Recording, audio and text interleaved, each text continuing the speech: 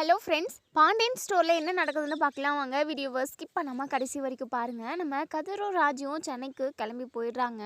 இப்போது இங்கே நம்ம பாண்டியனுமே ஒரு மாதிரி ரூம்குள்ளே போயிட்டு பயங்கரமாக யோசிக்கிறாங்க. முன்னாடியெல்லாம் இந்த வீடு ஒழுங்காக இருந்தது, ஆனால் இப்போ ஆளாளுக்கு அவங்கவுங்க ஒரு முடிவு எடுக்கிறாங்க. அதை அப்போவே செய்யவும் செய்கிறாங்க.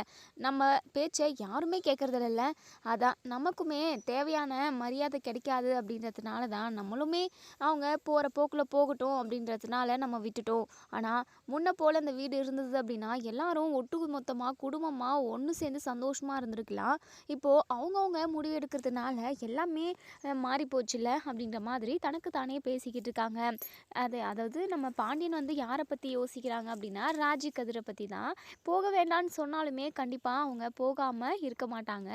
அதனால அதை பற்றி யோசித்து ஃபீல் பண்ணிக்கிட்டு இருக்காங்க. அது மட்டுமா, வீட்டில் உள்ள ஒவ்வொருத்தருமே ஒவ்வொரு பொய்யை சொல்லி ஒவ்வொருத்தருமே ஒவ்வொரு உண்மையை மறைச்சிக்கிட்டு தான் இந்த வீட்டில் பொய்யாக தான் இருக்காங்க. ஏன் எல்லாரும் இப்படி மாறிட்டாங்க அப்படின்னு சொல்லிட்டு அதை நினச்சி பயங்கரமாக ஃபீல் பண்ணிக்கிட்டு இருக்காங்க. அப்போ தான் ரூம்குள்ளே நம்ம கோமதி பாண்டியன் கூட பேச ட்ரை பண்ணுவோம் அப்படின்னு சொல்லிட்டு உள்ளே போகிறாங்க. ஏங்க அப்படின்னு சொல்லவும், உனக்கு எத்தனை டைம் தான் சொல்கிறது, எதுக்காக நீ இப்படி வந்து என்கிட்ட பேசிக்கிட்டு இருக்க? உன்னை பார்த்தாலே எனக்கு கடுப்பாக இருக்குது. ஏன் கோமதி, உனக்கு ஞாபகம் இருக்கா? நான் உனக்கு ஒரு டைமு ஆக்சிடெண்ட் ஆகிடுச்சுல்ல, அப்போது நான் எப்படி பதறி போனேன் தெரியுமா? அது மட்டுமா, உன் அண்ணனுங்கள்லாம் உன்னை பார்க்குறதுக்காக வரவே இல்லை. அது நீயும் நானும் லவ் பண்ணி கொஞ்ச நாளில் கல்யாணம் பண்ணிக்கிட்டோம். அதுக்கப்புறம் உனக்கு இப்படி ஒரு இன்சிடெண்ட் நடந்தது. அப்போது நான் உனக்காக ஒவ்வொன்றுத்தையும் பார்த்து பார்த்து பண்ணேன். அதெல்லாம் இப்போ வரைக்குமே பொய் கிடையாது, உண்மையான பாசத்தால் பண்ணேன். ஆனால் நீ எனக்கு ஒவ்வொரு விஷயமும் செய்கிறது எல்லாமே பொய்யாக தான் தெரியுது. என் மேலே உண்மையான பாசமும் அக்கறையும் உனக்கு இல்லவே இல்லை அப்படின்னு சொல்லிட்டு நம்ம பாண்டியன் ஏதோ இப்போ தான் கல்யாணம் ஆன மாதிரி இங்கே கோமதி கிட்ட இது இல்லை, லவ் இல்லை, பாசம் இல்லை, அது இல்லைன்னு சொல்லிட்டு இங்கே பாண்டியன் வந்து கோவமாக பேசிக்கிட்டு இருக்கவும், நம்ம கோமதி இருந்துட்டு இங்கே பாருங்கள், நான் என்ன சொல்ல வரேன்னா, எதுவுமே சொல்லாத, நீ இங்கேருந்து கிளம்பி போ அப்படின்னு சொல்லிட்டு முகத்தில் அடித்த மாதிரி சொல்லிடுறாங்க. கோமதிக்கு என்ன பண்ணுறதுனே தெரியல. என்ன பண்ணி இவரை நம்ம சமாதானம் செய்ய முடியும்? என்ன பேசினாலுமே நம்மளை பேசவே விட மாட்டேங்கிறாங்களே அப்படின்னு சொல்லிட்டு அழுதுகிட்டே வெளியே போகிறாங்க. வீட்டுக்குள்ளே யாருமே இல்லை. கதிரும் ராஜியும் சென்னைக்கு போயாச்சு. இன்னொரு சைடு மீனாவும் செந்திலும் ஏற்கனவே இந்த வீட்டை விட்டு போயாச்சு. அதே சமயம் நம்ம பழனி சுகன்யாவும் யாருமே இல்லை. இங்கே அரசி மட்டும்தான் இருக்காங்க. வீட்டில் ஆட்கள் குறைஞ்சிக்கிட்டே போகிறாங்க. வீட்டில் டெய்லியும் ஒவ்வொரு பிரச்சனை வந்துக்கிட்டே இருக்கே. பிரச்சனை வர வர ஒவ்வொருத்தராக வீட்டை விட்டு காலி பண்ணிடுறாங்க. கடைசியில் இந்த வீடு என்ன நிலைமைக்காக போகுதுன்னு தெரியலையே. இப்போ அவங்களும் நம்ம கூட பேச மாட்டேங்கிறாங்க. என்ன பண்ணுறதுன்னு சொல்லிட்டு பயங்கரமாக ஃபீல் பண்ணி அழுகுறாங்க. அரிசி வந்து, அம்மா ஏம்மா இப்படி அழுதுகிட்டே இருக்க, கொஞ்ச நாள் பொறுமையாயிருமா, அப்பாவோட கோவமெல்லாம் தணிஞ்சதும் அவங்களே வந்து உங்க கூட பேசுவாங்கம்மா, ஏம்மா இப்படி அழுது அழுது உன்னுடைய உடம்பை வருத்திக்கிற அப்படின்னு சொல்லிட்டு நம்ம அரசி ஆறுதல் சொல்லிக்கிட்டு இருக்கவும், அரசி நம்ம ஒரு இடத்துக்கு போயிட்டு வரலாம், நீ வரியா அப்படின்னு சொல்லிட்டு இங்கே நம்ம கோமதி கூப்பிடவும், என்னம்மா வரியான்னு கூப்பிடுற, வான்னு சொல்லிட்டு உரிமையாக சொல்லுமா, நான் உன் கூட வரேம்மா, எங்கம்மா போகிறோம் அப்படின்னு சொல்லி கேட்கவும், ஏய் நீ வாடி அப்படின்னு சொல்லிட்டு இங்கே நம்ம கோமதியும் அரசியும் போகிறாங்க. எங்கன்னு தெரியல நம்ம அரசிக்கு. கேட்டுக்கிட்டே வராங்க, ஏண்டி எங்கே போகிறோன்னு சொல்லிட்டு சொன்னாதான் நீ என் கூட வருவியா என்ன? அப்படி இல்லைம்மா, எங்கேயோ கூப்பிட்ட, எங்கே போகிறோன்ற இடத்த தெரிஞ்சுக்கிற ஆர்வத்தில் தான் கேட்குறேன். வேற எங்கேயும் இல்லடி, நான் ஒரு குருசாமி, அதான் சித்தரை பார்க்கறதுக்காக உன்னை கூட்டிகிட்டு போய்கிட்டு இருக்கேன். சித்தரவா? எதுக்காகம்மா? இப்போ எதுக்காக நம்ம சித்தரெல்லாம் பார்க்கணும் அப்படின்னு சொல்லிட்டு, அதெல்லாம் நான் உங்ககிட்ட அப்புறமா சொல்கிறேன் வாடி அப்படின்னு சொல்லிட்டு கூட்டிகிட்டு போய்கிட்டு இருக்காங்க. இன்னொரு சைடு இங்கே நம்ம மயில் பயங்கரமாக ஃபீல் பண்ணி அழுதுகிட்டே இருக்காங்க. கடைசி வரைக்கும் நம்மளால் மாமா கூட ஒன்று சேர்ந்து வாழவே முடியாதா அப்படின்னு சொல்லிட்டு ரொம்பவே ஃபீல் பண்ணி அழுதுகிட்டே இருக்கும். சுடர் இருந்துட்டு, அக்கா என்னக்கா நீ, உனக்கும் மாமாக்கும், ஏன் நீ அந்த குடும்பத்தை விட்டு நீ வந்தது கூட ரொம்ப நாள் ஆகிப்போச்சு, அப்போத்துலேருந்து இப்போ வரைக்கும் நீயும் விடாமல் அழுதுகிட்டே தான் இருக்க. இங்கே பாருக்கா, கவலைப்படாத, காலப்போக்கில் எல்லாமே சரியாயிடும் அப்படின்னு சொல்லிட்டு, கரெக்டு தான் சுடரு, நீ சொன்ன மாதிரி தான் மீனாவும் சொன்னா, காலப்போக்கில் எல்லாம் சரியாயிடும்னு சொல்லிட்டு.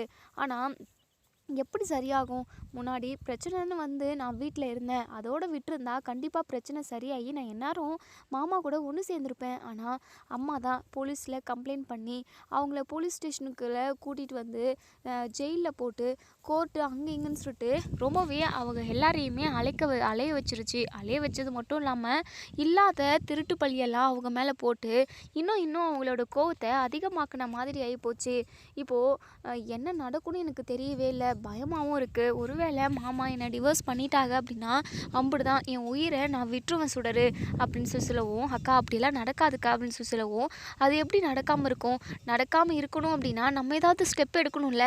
சுடரு இங்க பாரு சுடரு, அம்மாவுக்கு தெரியாம நம்ம ஒரு விஷயத்த செய்யலாமா அப்படின்னு சொல்லிட்டு, என்னக்கா அப்படின்னு சொல்லி கேட்கவும், இல்லை சுடரு நம்ம அத்தை குடும்பத்து மேலே கேஸ் போட்டிருக்கோம்ல, அதை போயிட்டு வாபஸ் வாங்கிட்டு வந்துட்டா அவங்களுக்கு நம்ம மேலே இருக்கிற கோவம் தனியும்ல அப்படின்னு சொல்லிட்டு, அக்கா இந்த விஷயம் மட்டும் அம்மாவுக்கு தெரிஞ்சுது அப்படின்னா அம்புடுதான், அம்மா நம்மளை கேள்வி கேட்டே சாவடிச்சிரும் அப்படின்னு சொல்லிட்டு இங்கே சுடர் வந்து பயப்படுறாங்க. இங்கே பாரு சுடரு, நீ பயப்படாத, கண்டிப்பாக எதுவும் நடக்காது. நம்ம போயிட்டு கேஸை வாபஸ் வாங்கிட்டு வந்துடுவோம். மாமாவுக்கு கொஞ்சம் நஞ்ச கோவமாச்சு, தனியட்டுமே, அப்போ தானே அவங்க வந்து என்னை கூட்டிகிட்டு போவாங்க.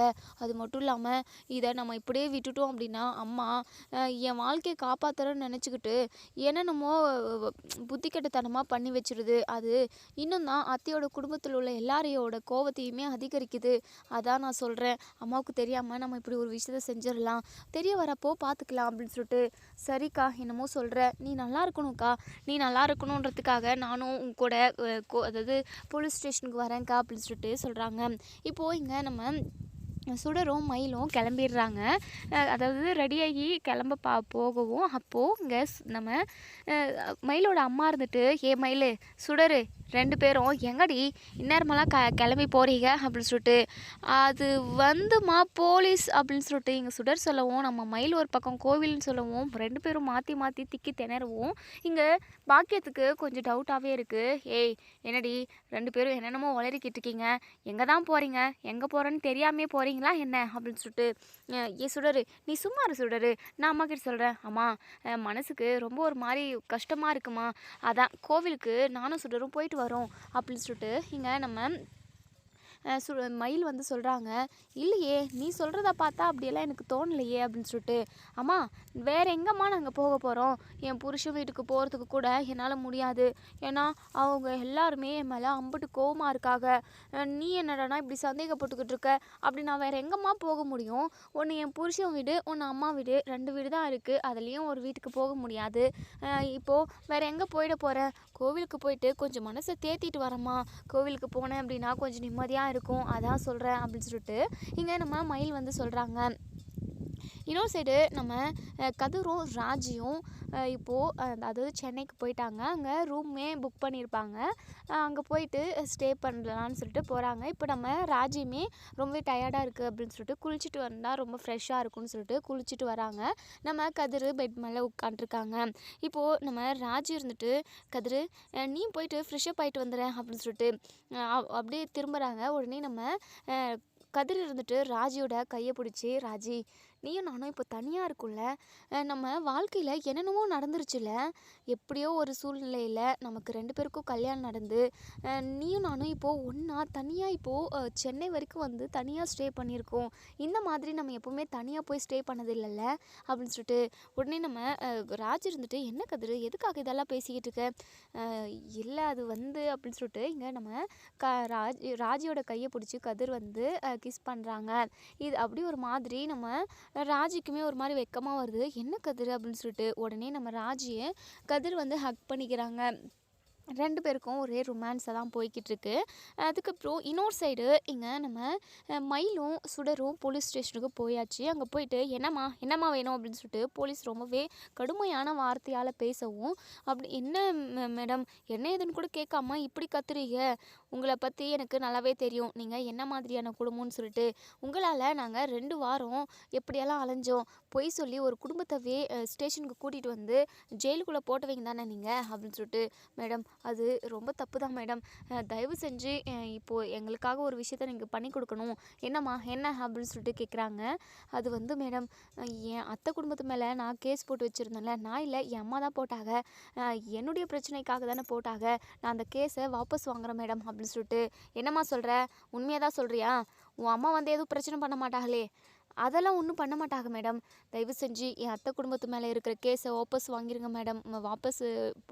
வாபஸ் வாங்கலான்னு வந்திருக்கேன். தயவு செஞ்சு அவங்க மேலே இருக்கிற கேஸ் எடுத்துருங்க மேடம் அப்படின்னு சொல்லிட்டு இங்கே நம்ம மயில் வந்து கெஞ்சி கேட்கவும், போலீஸ் இருந்துட்டு உன் அம்மா திரும்ப ஏதாவது வந்து பிரச்சனை பண்ணாங்க அப்படின்னா ஒட்டுமொத்த குடும்பத்தவே தூக்கி ஸ்டேஷன்லேயே உட்கார வச்சிருவேன் சரிங்களா அப்படின்னு சொல்லிட்டு. சரிங்க மேடம் சரிங்க அப்படின்னு சொல்லிட்டு இப்போது நம்ம மயிலும் சுடரும் இப்போ வீட்டுக்கு போய்கிட்டு இருக்காங்க. சுடருக்கு ரொம்பவே படபடங்குது. அக்கா, இந்த விஷயம் அம்மாவுக்கு தெரியாத வரைக்கும் சந்தோஷம். கண்டிப்பாக என்னைக்காவது ஒரு நாள் தெரிய வரும். அது மட்டும் இல்லாமல் கோர்ட்டுக்கு உங்களை வர சொல்லியிருக்காங்கல்ல, இப்போது அதான் டிவோர்ஸ்க்காக வர சொல்லியிருப்பாங்க. அப்போது இந்த விஷயம் தெரிஞ்சிருச்சுன்னா என்னக்கா பண்ண முடியும்? அதெல்லாம் அப்போ பார்த்துக்கலாம் சுடரு. இப்போது தான் என்னுடைய மனசு ரொம்பவே ரிலாக்ஸாக இருக்குது. இந்த விஷயம் கண்டிப்பாக மாமாவுக்கும் மாமா குடும்பத்தில் உள்ள எல்லாருக்குமே தெரிய வரும். நான் கேஸை வாபஸ் வாங்கிட்டேன் அப்படிங்கிற விஷயம் தெரிஞ்சால் கண்டிப்பாக என் மேலே இருக்கிற கோவம் எல்லாருக்குமே கொஞ்சமாக போகும் அப்படின்னு சொல்லிட்டு இங்கே நம்ம மயில் வந்து ரொம்பவே சந்தோஷமாக வந்துக்கிட்டு இருக்காங்க. இன்னொரு சைடு இங்கே நம்ம அரசியும் கோமதியும் அந்த சித்தர்கிட்ட போயிடுறாங்க. சித்தர்கிட்ட போயிட்டு இந்த மாதிரி வீட்டில் பெரிய பிரச்சனை, அதாவது பிரச்சனை நடந்துக்கிட்டே இருக்குது. நான் என் புருஷன் கூட இப்போ என்கிட்ட பேசுறது கிடையாது. என் மருமகன்னு ஒருத்தி வந்தா, அவள் வீட்டையே அப்படியே குலுக்கி விட்டுட்டு போயிட்டா. ஒட்டுமொத்த குடும்பத்தையே குழி தோண்டி குழியில் தள்ளிட்டு போயிட்டா அப்படின்னு சொல்லிட்டு மயில் பற்றின விஷயத்த எல்லாத்தையுமே சொல்கிறாங்க. என் பையனும் நிம்மதி இல்லாமல் தான் இருக்கான். சின்ன ஒரு விஷயத்தால் இப்போ என் புருஷனும் என் கூட பேசாமல் இருக்காரு. என் செந்திலும் மீனாவும் அவங்க 2 பேருமே தனி கொடுத்துன்னு போயிட்டாங்க. இப்படி வீட்டில் ஒட்டு மொத்தமாக நாங்கள் குடும்பமாக சந்தோஷமாக நிறைய பேர் இருந்தோம். ஆனால் இப்போது யாருமே இல்லாமல் எங்கள் வீடு வெறிச்சோடி போய் கிடக்கு. வீட்டில் அடிக்கடிக்கு பிரச்சனை வந்துக்கிட்டே இருக்குது சாமி. இதுக்கு என்ன பண்ணுறது அப்படின்னு சொல்லிட்டு இங்கே அந்த சித்தர்கிட்ட நம்ம கோமதி வந்து கேட்குறாங்க. உடனே அந்த சித்தருமே கொஞ்ச நேரம் பொறுங்கம்மா, நான் சாமிக்கு பூஜை பண்ணுறேன் அப்படின்னு சொல்லிட்டு பூஜை பண்ணிவிட்டு கொஞ்சம் நேரம் தியானம் பண்ணிவிட்டு அதுக்கப்புறம், தாயி உங்கள் வீட்டை அந்த ஆத்தா சோதிச்சு பார்க்குறா. நீங்கள் ஒன்றும் கவலைப்படாதீங்க. கூடிய சீக்கிரமே நடந்த பிரச்சனைக்கு எல்லாத்துக்குமே அந்த கடவுள் தீர்வு சொல்லுவா அப்படின்னு சொல்லிட்டு இங்கே நம்ம சாமியார் வந்து சொல்கிறாங்க. உங்கள் குடும்பத்தில் உள்ள ஒட்டுமொத்த பேரும் ஒன்று சேரணும், எல்லாரும் பிரச்சனை இல்லாமல் வீட்டில் நிம்மதியாக இருக்கணும் அப்படின்னா நீங்கள் கடுமையான 3 விரதம் செய்யணும். அதாவது 3 பரிகாரம் செய்யணுமா அப்படின்னு சொல்லிட்டு அந்த சாமியார் சொல்கிறாங்க. உடனே நம்ம அரசி இருந்துட்டு, அம்மா ஏதோ கடுமையான விரதம்ன்றாங்க, நீ எப்படிம்மா செய்வ? எதுவும் வேண்டாம்மா, எல்லாமே சரியாயிடும் வாம்மா அப்படின்னு சொல்லிட்டு. அரசி சும்மா இருடி, இப்படியெல்லாம் பேசக்கூடாது சுவாமி. அது எம்புட்டு பெரிய பரிகாரமாக இருந்தாலும் கண்டிப்பாக நான் செய்வேன் சாமி. வீட்டில் உள்ள ஒட்டுமொத்த பிரச்சனையும் சரியாகி என் பிள்ளைங்க, என் மருமக பிள்ளைங்கன்னு சொல்லிட்டு எல்லாருமே சந்தோஷமாக இருக்கணும். அவங்களுக்கு எந்த ஆபத்தும் வந்துடக்கூடாது அப்படின்னு சொல்லிட்டு இப்போது அந்த சாமியாருமே, சரிம்மா நீங்கள் செய்யறதுக்கு உறுதியாக அதானே சொல்கிறீங்க, உங்களுக்கு அந்த தைரியமும் தன்னம்பிக்கையும் இருக்கா அப்படின்னு சொல்லி கேட்கவும், நிறையவே இருக்குது சாமி. என் புருஷன் என்கிட்ட பேசணும், என் குடும்பத்தில் எந்த பிரச்சனையும் வரக்கூடாது. அடிக்கடிக்கு பிரச்சனை வந்துக்கிட்டே இருக்குது சாமி. எங்கள் குடும்பத்தில் மட்டும்தான் இப்படி நடக்குதா, இல்லை எல்லார் வீட்லேயுமே இப்படி நடக்குதான்னு ஒன்றுமே புரியல சுவாமி. இங்கே பாருமா, எல்லார் வீட்லேயுமே அப்படிலாம் நடக்காது. குடும்பம்னா பிரச்சனை வரதான் செய்யும். அதுக்காக பிரச்சனையே வாழ்க்கைன்ற மாதிரியெல்லாம் இருக்கக்கூடாதுமா. அப்படி இருந்துச்சு அப்படின்னா ஏதோ ஒரு டிஸ்ட்ரி தான் உங்கள் வீட்டில் இருக்குது. அது மட்டும் இல்லாமல் தீய சக்தி இருக்குன்னு கூட சொல்லலாம்.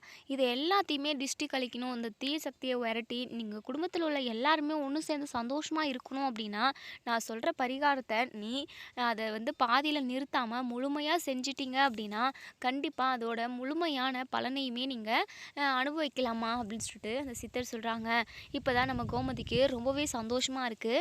எப்படியாவது இந்த பரிகாரத்தை செஞ்சு நம்ம வீட்டில் உள்ள ஒட்டுமொத்த பேரோட சந்தோஷத்தையுமே நாட்டணும் அப்படின்னு சொல்லிட்டு இங்கே நம்ம கோமதி வந்து மனசுக்குள்ளேயே நினைக்கிறாங்க. இப்போது அந்த சாமியார் வந்து சொல்ல ஆரம்பிக்கிறாங்க. மொத விரதம்ன்றது ஒரு நாள் ஃபுல்லாக, அதாவது காலையிலேருந்து 3 வேளையுமே சாப்பிடக்கூடாது. சாயந்தரம் 6 மணிக்கு பக்கத்தில் உள்ள ஏதாவது ஒரு கோவிலுக்கு போயிட்டு 108 டைமு கோவிலை சுற்றிட்டு மண் சாப்பாடு சாப்பிட்டுட்டு தான் உங்களோட விரதத்தை வந்து முடிக்கணும். இது நாள் விரதம். விரதம் இது முடிஞ்சிச்சு. செய்வீங்களாம்மா அப்படின்னு சொல்லிட்டு, செய்வோம் சாமி அப்படின்னு சொல்லிட்டு சொல்றாங்க. இங்க அரசிக்கு ரொம்பவே பதட்டமா இருக்கு. இம்புட்டு பெரிய பரிகாரத்த ஒரே நாள்ல எப்படி செய்ய முடியும்? விரதமாவும் அதாவது சாப்பிடாமலும் இருக்கணும். 108 டைம் கோவில சுத்தணும். மண் சாதம் சாப்பிடணும். அதுக்கப்புறம் தான் விரதம் முடியும் அப்படின்ற மாரி சொல்லியிருக்காங்க. இப்போ 2வது பரிகாரம் என்ன அப்படின்னா, இப்போது அங்க பிரதட்சணம் பண்ணணும். அதுக்குமே வந்து ஒரு வேளை சாப்பாடு சாப்பிட்டுக்கலாம். மீதி 2 நேரம் ஏதாவது ஒரு 2 நேரத்த தவிர்த்துறணும்.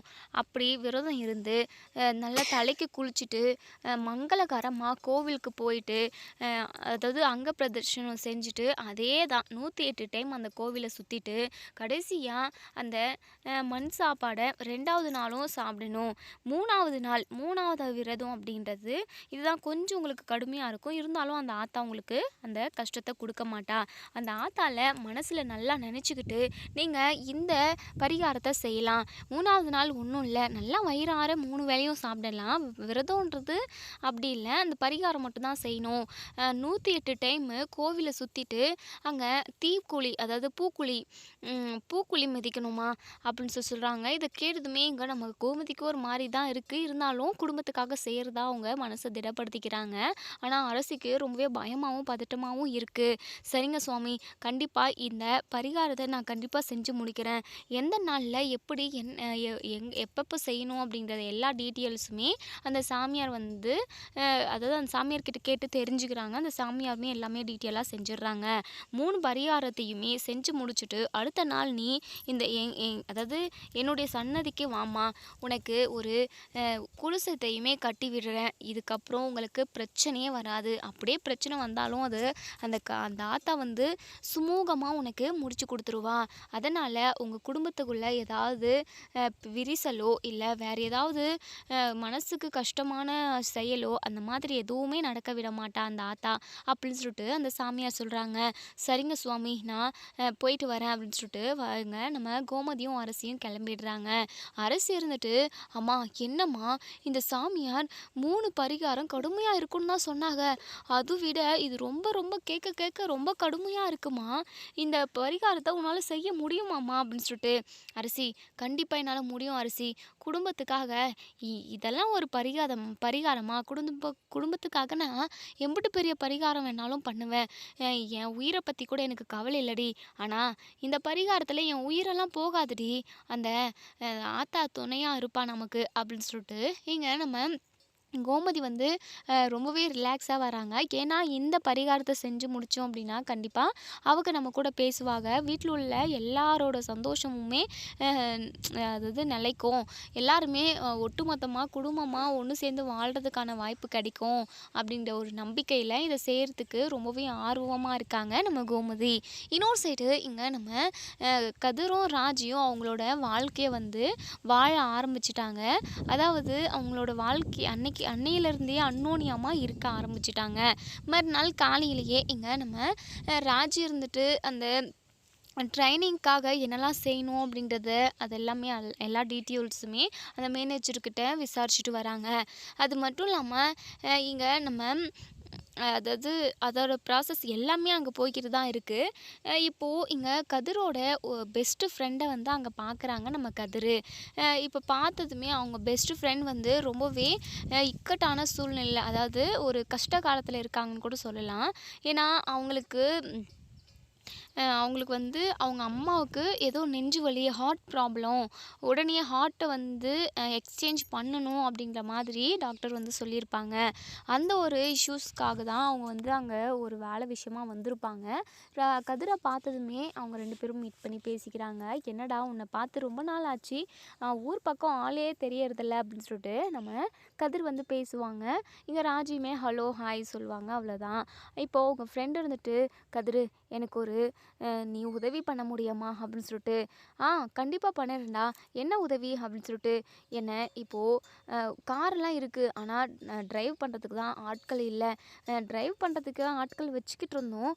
அவங்களுக்கு ஏதோ ஒரு அதாவது தவிர்க்க முடியாத ஒரு சூழ்நிலையாட்டம் இருக்குது. அதனால் அவங்க வேலைக்கு வந்தே ஒரு வாரம் ஆகுது, வரத்துக்கு ஒரு மாதம் ஆகும் அப்படின்ற மாதிரி சொல்லியிருக்காங்க. இப்போது என் அம்மாவுக்கு ஹார்ட்டு வந்து ப்ராப்ளம், அதை வந்து எக்ஸ்சேஞ்ச் பண்ணணும் அப்படின்னு சொல்லியிருக்காங்க.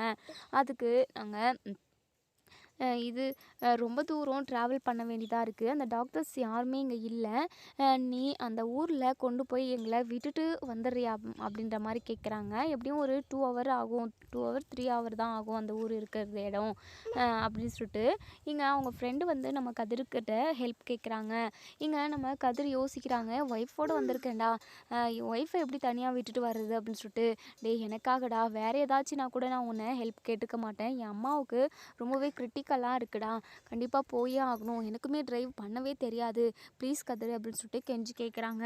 உடனே நம்ம ராஜ் இருந்துட்டு, கதிர் முடியாத சூழ்நிலை அப்படின்றதுனால தானே கூப்பிடுறாங்க, நீ போயிட்டு வா, நமக்கு ட்ரைனிங் எல்லாமே நாளைக்கு தானே சொல்லியிருக்காங்க, இன்றைக்கி எங்கேயாவது ஊர் சுற்றலான்னு இருந்தோம், சரி வேண்டாம் அதெல்லாம், நீ இவங்களுக்கு ஹெல்ப் பண்ணு, கண்டிப்பாக உனக்கு அதனால ஒரு சந்தோஷம் வரும்ல, அது மட்டும் இல்லாமல் நமக்குமே புண்ணியம் வந்த மாதிரி இருக்கும், அவங்கள முடியாத நேரத்தில் நமக்கு ஹெல்ப் பண்ணாங்க அப்படின்னு சொல்லிட்டு அவங்களுமே அவங்கள அதாவது நம்மளை பாராட்டுவாங்கள நினச்சி, அதாவது என்ன சொல்கிறது, உனக்கு போதும் ராஜி, என்னை போன்னு சொல்கிற அவ்வளோதானே, அதுக்கு தானே இப்படி எல்லாம் என்னென்னவோ சொல்லிக்கிட்டு இருக்க, பாவம் புண்ணியம்னு சொல்லிட்டு, அதிலலாம் எனக்கு நம்பிக்கை இல்லை, சரி ஹெல்ப் பண்ணுவோம், ஹெல்ப் பண்ணால் நமக்கும் கொஞ்சம் நிம்மதியாக இருக்கும், என்ன ஒன்று உன்னை தனியாக எப்படி விட்டுட்டு போகிறதுன்னு தான் யோசிக்கிறேன், என்ன கதிர், அதான் நம்ம ரூம் புக் பண்ணிட்டோம்ல, நான் ரூம்குள்ளே இருக்கேன், நீ போயிட்டு சீக்கிரமாகவே வந்துடு, உனக்காக நான் வெயிட் பண்ணிக்கிட்டு இருப்பேன் அப்படின்னு சொல்லிட்டு கதிர்கிட்ட ராஜி சொல்கிறாங்க. இப்போது நம்ம கதிருமே அவங்க ஃப்ரெண்டு கூட கிளம்பிடுறாங்க ஹாஸ்பிட்டலுக்கு போகிறதுக்காக. இப்போது நம்ம ராஜி தனியாக தான் இருக்காங்க. இப்போது தனியாக ஃபோன் பார்த்துக்கிட்டு நம்ம மீனாவுக்கு கால் பண்ணுறாங்க. மீனாவுக்கு கால் பண்ணி, அக்கா என்னக்கா பண்ணிக்கிட்டு இருக்கீங்க அப்படின்னு சொல்லிட்டு, இப்போ தான் ராஜி ஆஃபீஸ்லேருந்து குவார்ட்டர்ஸ்க்கு வந்தேன் அப்படின்னு சொல்லிட்டு, சரிங்கக்கா, டயர்டாக இருக்கா, நான் அப்புறமா என்ன கால் பண்ணவா அப்படின்னு சொல்லவும், இல்லை சொல்லு ராஜி, என்ன திருதுப்புன்னு இன்றைக்கி கால் பண்ணியிருக்க, என்னக்கா டெய்லியும் கால் பண்ணுவேன், இல்லை இந்நேரத்தில் எப்போவுமே நீ கால் பண்ணுறது இல்லையே அப்படின்னு சொல்லிட்டு. உடனே நம்ம ராஜி, அது வந்துக்கா உங்ககிட்ட நான் ஒரு முக்கியமான விஷயம் பேசுகிறதுக்காக தான் கால் பண்ணேன், நானும் கதிரும் சென்னை வரை வந்திருக்கோம் அப்படின்னு சொல்லிட்டு. என்ன சொல்கிற ராஜி, தனியாக அவுட்டிங் போயிருக்கீங்களா என்ன, ஹனிமூனா அப்படின்னு சொல்லிட்டு. ஐயோ அக்கா அப்படின்னு சொல்லிட்டு அப்படியே வெக்கப்படுறாங்க. என்ன ராஜி, நீ வெக்கப்படுறத பார்த்தா நீங்கள் 2 பேரும் லவ் பண்ண ஆரம்பிச்சிங்க போல் அப்படின்னு சொல்லிட்டு. அக்கா எங்களோட வாழ்க்கையவே நாங்கள் வாழ ஆரம்பிச்சிட்டோம் அப்படின்னு சொல்கிறாங்க. அப்படின்னா 2 பேரும் ஒன்று சேர்ந்துட்டிங்களா? ஆமாக்கா அப்படின்னு சொல்லிட்டு வெக்கப்பட்டுக்கிட்டே சொல்கிறாங்க நம்ம ராஜி. இதை கேட்டதுமே நம்ம மீனாவுக்கு ரொம்பவே சந்தோஷமாக இருக்குது. ராஜி, இந்த விஷயத்துக்காக தான் நான் ரொம்ப நாளாக வெயிட் பண்ணிக்கிட்டு இருந்தேன். என்ன ஒன்று, நீங்கள் 2 பேரும் லவ் ப்ரப்போஸ் பண்ணிக்கிறத நான் நேரில் பார்க்கணுன்னு நினச்சேன். ஆனால் எனக்கு தெரியாமல் உங்கள் வாழ்க்கையவே வாழ ஆரம்பிச்சிட்டு இருக்கீங்க. சந்தோஷம் ராஜி, எப்போவுமே நீங்கள் 2 பேரும் சந்தோஷமாக இப்படியே இருக்கணும் அப்படின்னு சொல்லிட்டு இங்கே நம்ம மீனாவுமே சொல்கிறாங்க. சரி கதிர் எங்கே இருக்காங்க அப்படின்னு சொல்லி கேட்கவும், அக்கா கதிர் அவங்க ஃப்ரெண்டுக்கு ஏதோ ஹெல்ப் தேவைன்னு சொல்லிட்டு பக்கம் போயிட்டு வரேன்னு சொல்லிட்டு போயிருக்கான். என்ன ராஜி, உன்னை தனியாக விட்டுட்டு போயிருக்கானா அப்படின்னு சொல்லிட்டு. அதெல்லாம் ஒன்றும் இல்லைக்கா, நான் மேனேஜ் பண்ணிக்கிறேன், ரொம்ப அவசரமான சுச்சுவேஷன் சொன்னாங்க, அதனால தான், ஒரு கொஞ்ச நேரத்தில் வந்துடுவாங்க. சரி ராஜி, நீ பத்திரமா இரு, ஏதாவது ஒன்றுனா எனக்கு கால் பண்ணு சரியா அப்படின்னு சொல்லிட்டு. சரிங்கக்கா அப்படின்னு சொல்லிட்டு ஃபோனை வச்சிடுறாங்க. ஃபோனை வச்சுட்டு திரும்பி பார்த்தா ரவுடி பசங்க ஒரு 4 பேர் நின்றுக்கிட்டு இருக்காங்க. ஐயோ, ரூமை லாக் பண்ணாமல் வந்துட்டுருக்குமே, இவங்க எங்கே இங்கே வந்து நிற்கிறாங்க, பார்த்தா ரவுடிங்க மாதிரி இருக்காங்க, இப்படி குண்டு குண்டா 4 தடியம் பசங்க மாதிரி இருக்காங்களே அப்படின்னு சொல்லிட்டு இங்கே நம்ம ராஜு ரொம்பவே பயப்படுறாங்க, பதட்டமும் படுறாங்க. ஹலோ அண்ணா, இது என்னுடைய ரூமு, நீங்கள் ரூம் மாற்றி வந்துட்டீங்கன்னு நினைக்கிறேன், வெளியே போங்க அப்படின்னு சொல்லிட்டு. ரூமெல்லாம் கரெக்டாக தான் வந்திருக்கோம், டேய் அந்த ரூமை லாக் பண்ணுடா அப்படின்னு சொல்லிட்டு ஒரு ரவுடி பையன் சொல்லவும், உடனே இங்கே நம்ம அப்படியே ராஜுக்கு படப்படாங்குது.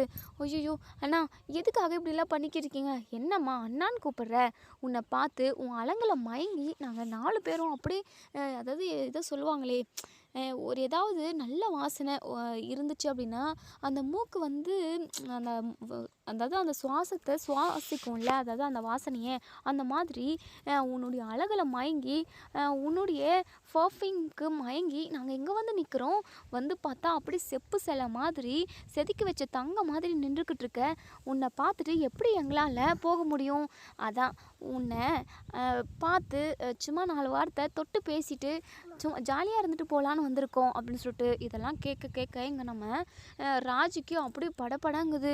ஐயோ!